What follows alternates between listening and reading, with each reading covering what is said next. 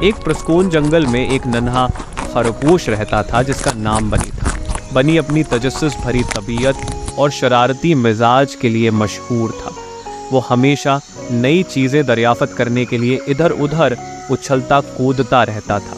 ایک روشن صبح جب اس کی ماں گاجریں اپٹھی کرنے میں مصروف تھی تو بنی نے خود ہی جنگل کی سیر کرنے کا فیصلہ کیا۔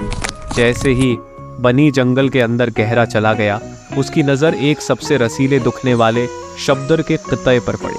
بغیر سوچے سمجھے وہ شبدر کی طرف لپکا اور کھانے لگا، یہ سمجھے بغیر کہ وہ اپنے گھر سے بہت دور جا چکا ہے۔ کچھ دیر بعد بنی کو احساس ہوا کہ وہ اپنے ارد گرد کے ماحول کو پہچان نہیں پا رہا ہے۔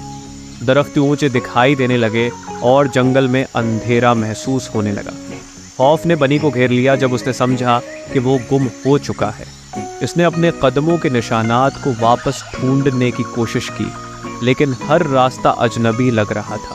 جب بنی ہمت ہارنے کے قریب تھا تو اسے ایک نرم آواز سنائی دی۔ یہ مسزلو تھی جو جنگل کے سب سے اونچے درخت میں رہتی ہیں تھیں اور بہت عقلمند تھی۔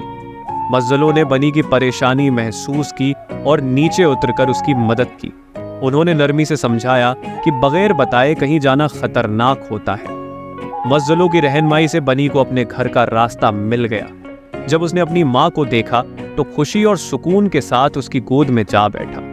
اس دن کے بعد بنی نے کبھی بھی بغیر بتائے کہیں جانے کی ہمت نہیں کی۔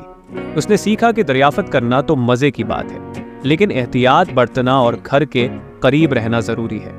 بنی کی اس مہم نے اسے ذمہ داری کی اہمیت اور ان لوگوں کی بات سننے کی قدر سکھائی جو اس سے محبت کرتے ہیں۔ یوں بنی ایک سمجھدار اور سنجیدہ خرگوش بن گیا، ہمیشہ اس دن کا بڑا سبق یاد رکھتا۔